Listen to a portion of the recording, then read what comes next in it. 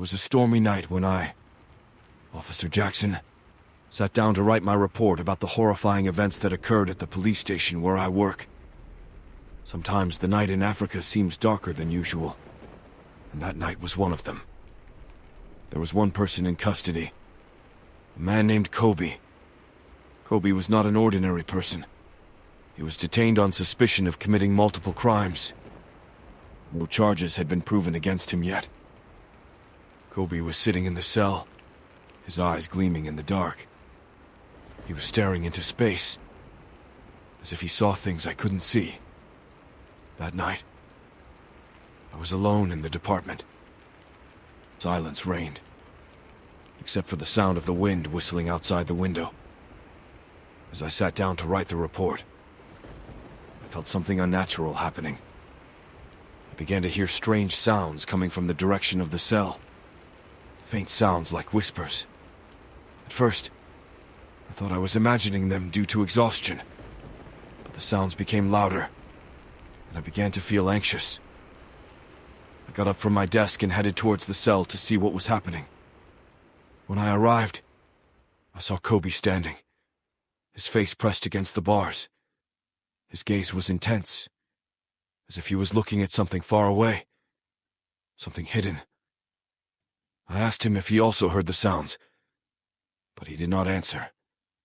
Instead, he began to whisper incomprehensible words.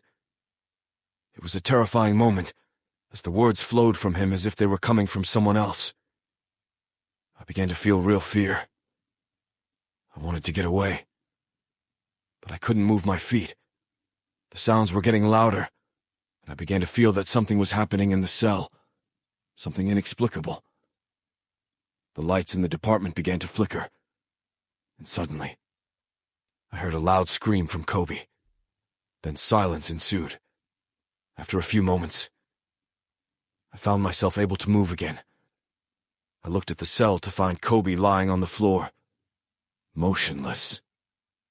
Despite my fear, I approached him to check on him.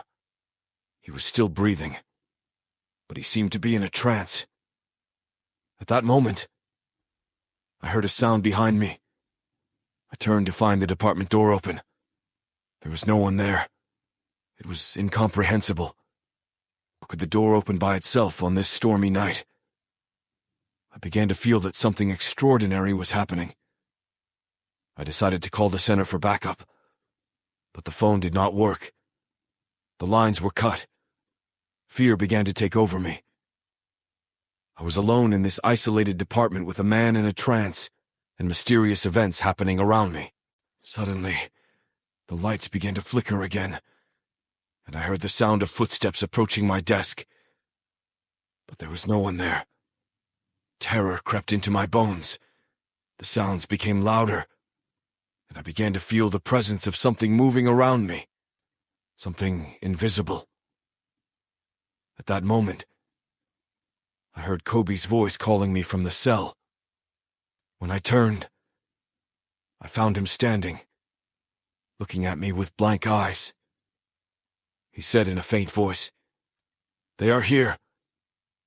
Those words struck terror in my heart. "Who are they?" I asked him. But he did not answer. Instead, he pointed to the darkness outside the department. I looked out the window to find darkness engulfing everything. I couldn't see anything clearly, but I felt something watching me from the dark.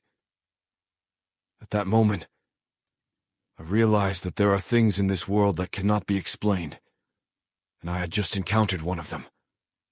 That night, I couldn't sleep. I stayed awake until morning, and when reinforcements arrived, they found me sitting at my desk, staring into space. Kobe was still in his cell, but he no longer spoke. What happened that night remained a mystery to me. I didn't know what happened to Kobe or what his last words meant. The police investigated the matter, but they found no logical explanation. Kobe was no longer as he was. He remained silent, as if he lost a part of himself that night. As for me, the world was no longer the same. Every night. When darkness falls, I feel anxious and afraid. I remember the sounds, the lights, and Kobe's vacant looks. Sometimes, I think I see shadows moving in the dark. But when I focus my gaze, I find nothing. That night changed me. I began to wonder about the things that hide behind the reality we know, about things that are beyond our understanding. What happened in the police department was not just imagination, but it was not realistic in the sense we know. In the end, I found no answers to my questions. The only one who might have known, Kobe, was no longer able to speak. And me? I was left with memories of that terrifying night. Memories that never leave me, haunting me at every step. And so I conclude my report, Officer Jackson, about a night I will never forget as long as I live. A night that revealed mysteries that cannot be explained and horrors that cannot be comprehended.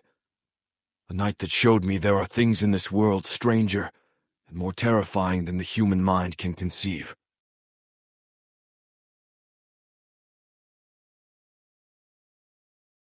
In an isolated city in one of the regions of Asia, there was an old prison known to be one of the most terrifying and mysterious places.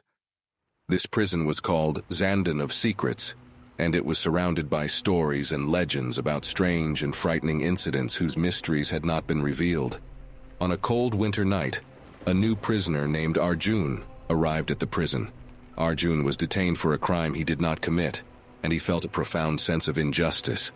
The prison was old and somewhat abandoned, housing only a few prisoners and a small number of guards who appeared fearful and tense.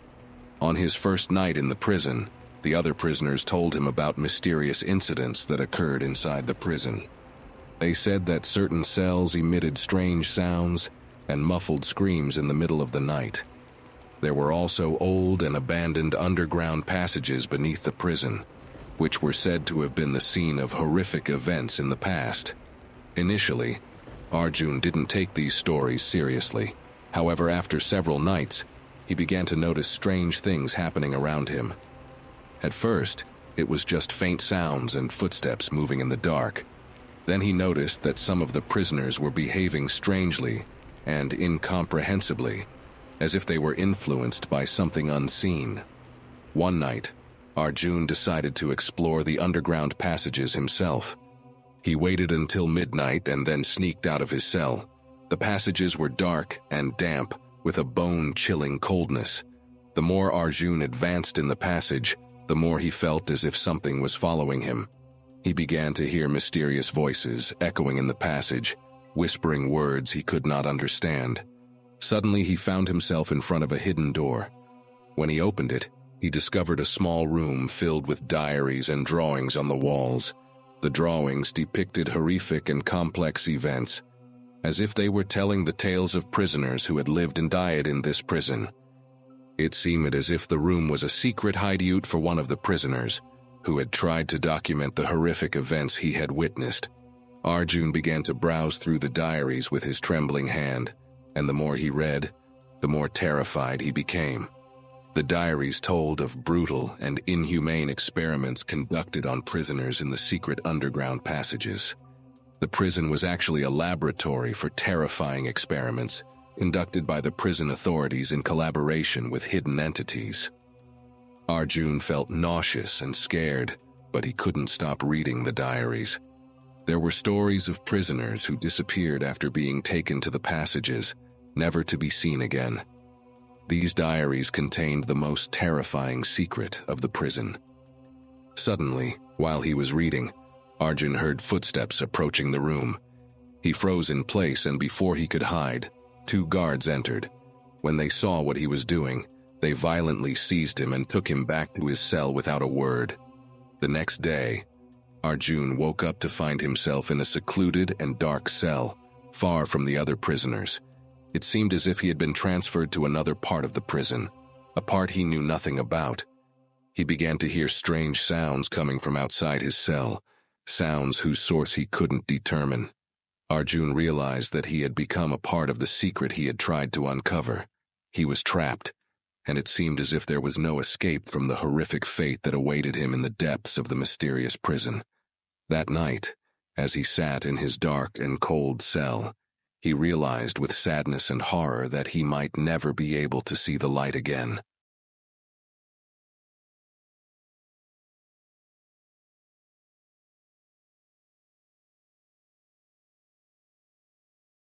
In 2015, in one of the Egyptian cities, I found myself, Ahmed, detained in Abu Zabal prison for a crime I was not guilty of. I worked as an accountant in a small company, and my life was normal until that fateful moment that changed everything. One day, I was falsely accused of being involved in a financial corruption crime, and without a fair investigation, I was convicted and sent to prison. In the prison, the situation was darker and more dangerous than I had imagined. The guards were harsh and merciless, always looking for any opportunity to assert their power. I remember that day when the officer in charge of the department approached me. He was known as Major Essam, notorious for his harshness and strict methods in dealing with prisoners. He looked at me with cold eyes and said, "You're the new one, Ahmed, aren't you? You will soon learn how we deal with prisoners here." In the following days, I was subjected to the worst kinds of psychological and physical torture. Major Essam used every opportunity to remind me that I was at his mercy. I was beaten without reason, and deprived of food and sleep for days, every night. I slept to the sound of other prisoners' screams. And every morning, I woke up to a bitter reality from which there was no escape. Those days in Abu Zabal prison taught me the meaning of resilience and endurance in the face of injustice. Despite the pain and suffering, I maintained my faith in innocence and hope for a new day that might bring justice and freedom. While trying to adapt to the harsh life in Abu Zabal prison, I started to notice strange things happening around me. It wasn't just about physical and psychological torture. There was something more terrifying brewing in the corners of the prison. At night, unexplainable things happened. I heard footsteps in the corridors that were completely dark and empty. The sound of chains being dragged on the floor. Muffled screams coming from distant cells where no one was supposed to be. Sometimes, doors would open and close randomly without human intervention. I remember that dark night when Major Essam came to my cell. He held a long stick in his hand, and his eyes shone with an evil look. "Today, you will know the true meaning of fear," he said to me in a frightening voice. He began to beat me with his stick, and each blow increased my sense of terror. But the real terror wasn't from the beating, but from something else that happened that night. While he was beating me, the cell began to shake as if there was an earthquake, and an inhuman scream echoed through the corridors. Major Essam suddenly stopped, his look turning from anger to terror. He looked around in panic and rushed out of the cell. I lay on the floor, in pain and confused. What was happening? Were these sounds and tremors real, or just hallucinations as a result of the beating? I began to feel that there were larger and more dangerous forces controlling this prison, forces that could not be understood or resisted. Since that night, I have lived in a constant state of terror. The fear was not only from Major Essam, but from something more mysterious and terrifying lurking in the shadows of Abu Zabal prison.